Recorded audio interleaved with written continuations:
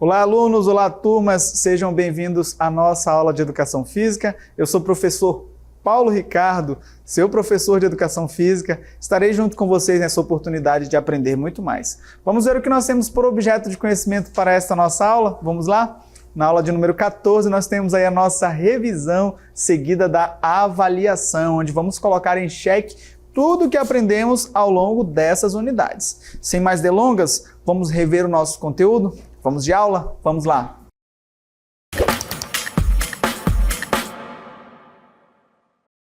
Bom, nesta aula de revisão, vamos relembrar alguns conceitos importantes e nós começamos relembrando o conceito de lutas, esse que aparece na cartela para vocês, olha só. De acordo com a BNCC, as lutas compõem um conjunto de práticas corporais a serem desenvolvidas ao longo das aulas de educação física, nos anos iniciais do ensino fundamental, constituindo-se em disputas corporais nas quais os participantes empregam técnicas, táticas e estratégias específicas para imobilizar, desequilibrar, atingir ou excluir o oponente de um determinado espaço, combinando aí ações de ataque e defesa dirigidas ao corpo do adversário. Essa definição é da BNCC, a Base Nacional Comum Curricular, porém, complementando, olha só, além das lutas presentes no contexto comunitário e regional, podem ser tratadas como lutas brasileiras, a capoeira, o uca-uca, a luta marajoara, entre outras. E nós temos também as lutas de diversos países, e eu cito o judô, o aikido, o jiu-jitsu, o muay thai, o boxe, o Chinese boxing, a esgrima, o kendo, entre outras modalidades. Vamos colocar como subdivisão das lutas, né? Nós temos ali algumas modalidades, são essas que aparecem para a gente. Nós podemos organizá-las aí como modalidades competitivas, aquela onde você pratica com a finalidade de competir. E aí eu cito, por exemplo, o judô, o taekwondo, o karatê, o MMA, entre outras formas de competição. Nas nossas aulas, nós tivemos a oportunidade de aprender sobre o sumô. Não sei se vocês se recordam, já viram em alguma exibição, aí, em algum vídeo, de repente na timeline de alguma rede social, nos aplicativos de vídeo, né? Algum vídeo sobre o sumô. E aí, para a gente conhecer um pouco da história e da origem do sumô, olha só, a cartela mostra para a gente um pouco dessa história. O sumô, ele tem uma origem bastante antiga ali no Japão. E aí, embora hoje seja apresentado como um esporte nacional, como um esporte competitivo, que tem toda uma carga cultural, ele surgiu lá atrás como uma forma de celebração, ligado ali à cultura dos shintoístas. Para a gente entender um pouco mais, olha só, é uma arte marcial tradicional japonesa com mais de 1.500 anos de história. Originalmente, ele era praticado, né, como um ritual religioso, sendo ligado ao shintoísmo, que era uma religião nativa do país. Era não, ainda é. A história e origem, olha só. Os primeiros combates, eles eram oferecidos aos deuses como forma de garantir boas colheitas, né, e proteção ao povo. Com o tempo, o sumô se tornou um esporte competitivo, sendo ainda hoje a luta nacional do Japão.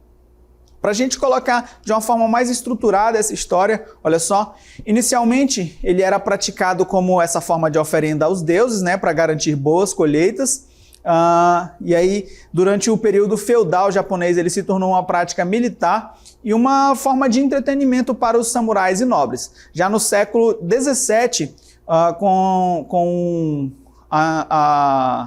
o shogunato Tokugawa, ele passou a ser organizado como um esporte profissional. Para nós relembrarmos um pouco de como funciona aí o sumô, olha só, o texto apresenta para a gente algumas regras básicas do sumô, né? Dois lutadores, denominados rikishi, eles se enfrentam dentro do do-ryo, que é um ringue circular com 4,55 metros de diâmetro. O objetivo deles é derrubar o adversário ou forçá-lo a sair do círculo. Não há categoria de peso, o que torna ali a técnica e o equilíbrio características fundamentais. Outra característica e também regra desse esporte, olha só, são proibidos golpes como socos e chutes, mas empurrões, agarrões, projeções são permitidas. A luta termina em poucos segundos, porém não há limite de tempo. Eles podem ficar se enfrentando ali o tempo que julgarem necessário, só que nessa dinâmica de tentar empurrar, retirar o indivíduo, a luta acaba bem rápido. Para a gente falar um pouco mais do dohyo, que é o local de luta, olha só o que a cartela traz para a gente. Ela é essa arena, né, circular, essa área circular de 4,55 metros de diâmetro, feita de argila e coberto com areia, perfeito? É onde acontece ali a disputa. Nessas aulas, onde falamos sobre lutas, falamos sobre a luta greco-romana, olha só, a cartela já apresenta para a gente relembrar mais esse estilo de luta que pode ser confundido com a luta olímpica, mas a gente vai relembrar algumas características da luta greco-romana. A gente já começa reafirmando, né, um pouco da história e da origem da luta greco-romana. Ela surgiu lá na Grécia Antiga e era praticada, né, nos Jogos Olímpicos a partir de 708 a.C. Anteriormente, ela era usada como uma forma de treinamento militar e valorizava aspectos como a força e a técnica. Um pouco mais sobre essa história aparece na cartela para a gente. No século XIX, ela foi resgatada e adaptada pelo francês Jean-X Rayat, tornando-se uma das bases da luta moderna. Ela tornou-se uma modalidade olímpica nos primeiros Jogos Olímpicos da Era Moderna em 1896. Para a gente entender como funciona essa luta e relembrar, né, ela é um combate entre dois lutadores que devem derrubar e imobilizar o adversário. São proibidos ataques abaixo da cintura, como golpes nas pernas e também o uso das pernas para projetar o oponente. Um pouco mais sobre essas regras, a luta ela é dividida em 2 rounds, né, de 3 minutos, com intervalo de 30 segundos. E a vitória ela pode ocorrer por pontos, por imobilização, que é o touché, ou por desistência do adversário. Essa luta ela vai acontecer também no local específico, como a do sumô. E aí a gente vai ter o tatame, olha só. As lutas elas vão acontecer nesse tapete circular, que a gente mostra para vocês, que vai ter 9 metros de diâmetro. O centro do tatame é marcado para orientar os lutadores ali durante o combate. Essa luta ela é acompanhada por árbitros que avaliam os golpes e aplicam as possíveis penalizações. Nas nossas aulas nós também falamos sobre um conteúdo maravilhoso que acompanha o ser humano desde os primórdios da humanidade. Esse conteúdo foi a dança, olha só.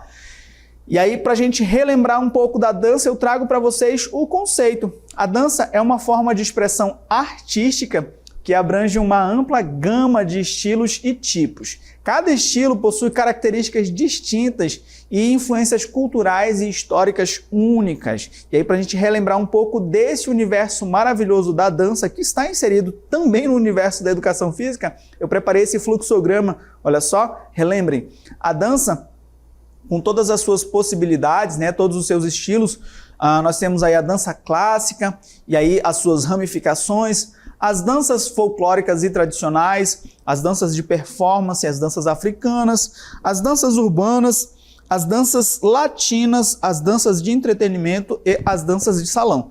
Como aqui a gente tem um resumo dos muitos estilos existentes, nós abrangemos, né, falamos nessas aulas sobre 2 estilos, né? Ali das danças de salão nós falamos sobre o samba de gafieira, e nas danças latinas falamos sobre a salsa. Vamos relembrar um pouco sobre o samba de gafieira, para que a gente retome um pouco aí da história, né, onde surgiu, como apareceu. O samba de gafieira ele surgiu lá em 1940 no Rio de Janeiro, nos salões de dança que eram conhecidos como gafieira. Esses locais eram frequentados por pessoas de diversas classes sociais que iam, né, dançar nesse ambiente ao som do samba, do machixe e do choro. Para a gente relembrar um pouco das características do samba de gafieira, olha só, ele é um estilo de dança de salão que combina a base do samba com elementos de outras danças, como o tango e o machixe. Então ele tem um pouco do refinamento do tango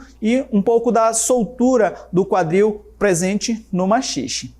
Um pouco mais, olha só, ele é caracterizado pela elegância, né, e pela postura firme dos dançarinos, com movimentos precisos e fluidos. E também a gente percebe a condução presente nesse estilo, ela é um elemento essencial. E a dança ela envolve muitos giros, quedas e passos elaborados que precisam de um nível de técnica bem apurado para poder aplicar ali no momento certo. Todo esse estilo de dança ele é embalado por um ritmo, o ritmo do samba, né? A gente percebe ali, ele é marcado pelo compasso binário, geralmente com um andamento de moderado a rápido. Então a gente não vai perceber no samba de gafieira uma batida, uma cadência como a da valsa, por exemplo, né? Que é um ritmo mais lento, mais tranquilo. A gente vai ter uma pegada um pouco mais de moderada a rápida, perfeito? Um pouco mais sobre o ritmo, a música que acompanha o samba de gafieira, ela tem um forte componente percussivo, com ênfase ali nos instrumentos tradicionais do samba. E aí eu cito o pandeiro, o violão, o cavaco, né? Devem ser os dançarinos, né? Eles devem ser capazes de interpretar essa musicalidade e as variações rítmicas, adaptando aí os seus movimentos conforme a música. Nas nossas aulas, nós falamos sobre a dança de salão, olhando ali para as danças de salão latinas, né, as danças latinas. E aí falamos sobre a salsa, né, que é um estilo de dança latina e dança de salão que teve origem lá no Caribe, especialmente em Cuba e Porto Rico, antes de se popularizar em Nova York e em outras partes do mundo. Relembro a vocês com essa imagem, né, que é um estilo de dança amplamente praticado, buscado aí pelos dançarinos, né, pelas pessoas que gostam da dança, perfeito? E é adaptável para qualquer faixa etária, desde os menores até os mais longevos, né? Pode ser utilizado como forma de entretenimento ou ainda profissionalizando, né, buscando ali as apresentações e tudo mais. Para a gente entender um pouco, olha só, a dança relacionada à salsa é uma mistura de vários ritmos e movimentos de origem africana e europeia, refletindo aí uma rica história cultural das regiões onde ela se desenvolveu. Quando a gente fala dos ritmos, olhando para a salsa, olha só, a salsa ela é caracterizada por uma variedade de ritmos que se entrelaçam para criar um som vibrante e energético. E aí, entre os ritmos mais comuns estão, aí eu cito para vocês, o som cubano, que é um dos pilares da salsa, né? O som cubano ele combina ali os elementos africanos e espanhóis com uma estrutura rítmica complexa e o uso de instrumentos como o três, a clave e as congas, tá bom? E além desses a gente cita o mambo, o guangancó, é uma palavra difícil da gente falar, né? Guangancó, e o cha-cha-cha, que além de ser um estilo de dança de salão, é também ali um estilo de música utilizado pela salsa. Os dançarinos apresentam diversos movimentos, e aí eu relembro para vocês sobre os gestos e movimentos, né, da salsa. Eles são sensuais e expressivos, é uma característica única desse estilo, envolvendo uma combinação de passos rápidos e giros. E aí, alguns dos gestos e movimentos característicos da salsa envolvem aí, né, incluem os passitos, que são os pequenos passos que os dançarinos executam ali individualmente, muitas vezes para mostrar a habilidade ou um estilo pessoal. A gente vai ter também os giros, que são os movimentos circulares que podem acontecer tanto individuais quanto em pares. Que são ali elementos centrais da coreografia da salsa. E a gente vai ter os dips, que são aqueles movimentos em que um parceiro inclina o outro para trás, criando um efeito dramático e sensual. Tudo isso a gente combina, né? Pode ter um pouco do improviso, mas a gente tem também a presença vibrante das coreografias ali executada pelos dançarinos de salsa. As coreografias na salsa, elas variam de simples a altamente complexas, porém elas vão depender do nível de habilidade desses dançarinos. E aí a gente percebe nessas coreografias, né, algumas performances profissionais que a gente pode citar dentro da coreografia. Olha só, são os padrões de passos sincronizados, os movimentos acrobáticos e, claro, a improvisação. Tem toda uma estrutura, porém o improviso, a sensibilidade é um aspecto fundamental. Falando de modo mais aprofundado, a salsa ela evoluiu significativamente desde que ela surgiu. Porém, na década de 1970, lá em Nova York, que se tornou um centro importante para a salsa, onde os músicos e dançarinos latinos influenciaram e foram influenciados por outros estilos musicais como o jazz e o rock. Nas nossas aulas, não sei se vocês recordam, mas nós falamos também sobre os primeiros socorros, que são um conjunto de procedimentos aplicados em situações de emergência para manter a vida da vítima e evitar o agravamento do quadro até a chegada da ajuda médica. E aí, dentre todos os aspectos que nós falamos, eu quero relembrar para vocês as primeiras ações que nós podemos adotar diante de uma situação de urgência ou emergência, que são o método VOS, sigla para ver, sentir e ouvir. Perdão, ver, ouvir e sentir. E aí, o ver, nós observamos o ambiente em busca de outros riscos, né? A fim de identificar ali sinais visíveis na vítima, como danos, sangramentos ou inconsciência. O ouvir, nós conversamos com a vítima, né? Perguntamos ali sobre o seu estado, escutamos a sua respiração, possíveis gemidos, né? E por fim o sentir, nós verificamos a respiração, sentimos, né, a respiração, a pulsação da vítima, além de sinais como temperatura corporal, calafrios ou febre. Outro método muito similar é o ABC da vida, que é basicamente a mesma coisa, porém é a sigla em inglês aí para verificar as vias aéreas, as airway, a respiração, que é o breathing, e a circulação, circulation. São basicamente os mesmos aspectos avaliados pelo VOS. Nas nossas aulas nós vimos aí as possíveis situações, né? E eu começo relembrando sobre as câimbras, que são contrações musculares dolorosas causadas por esforço excessivo, desidratação ou falta de minerais. O que fazer diante das câimbras? Relembrem, devemos alongar suavemente o músculo afetado, massagear a área para aliviar a dor, beber água para a reidratação. Falamos também sobre o sangramento nasal, que pode ser comum, né? Dependendo da situação do clima, do ambiente ou alguma patologia ali de repente instalada. Bom, a ocorrência de sangramento nasal pela mucosa nasal ele pode ser causado por ressecamento, alergias ou traumas. E caso você presencie alguma vítima de sangramento nasal, os primeiros socorros incluem inclinar a cabeça levemente para frente para evitar engolir o sangue, comprimir suavemente as narinas por cerca de 10 minutos e aplicar gelo na região do nariz para ocorrer ali a vasoconstrição dos vasos sanguíneos. Um ponto importante, não inclinar a cabeça para trás, pois pode causar engasgo. Nós vimos também, olha só, você pode se deparar com situações de traumatismo na boca e dentes, caracterizado aí por ferimentos nos lábios, gengivas, dentes ou língua, né, devido a quedas, impactos ou mordidas. Nesses casos, os primeiros socorros incluem aplicar gelo no local para reduzir o inchaço. Caso o dente esteja quebrado ou caia, coloque em leite ou soro fisiológico e leve a um dentista para uma possível recuperação. Se houver sangramento, realizar leve compressão com gaze ou algodão estéril. Vimos também aí sobre os cortes na pele, que são ferimentos causados por objetos cortantes que podem variar de superficiais a profundos.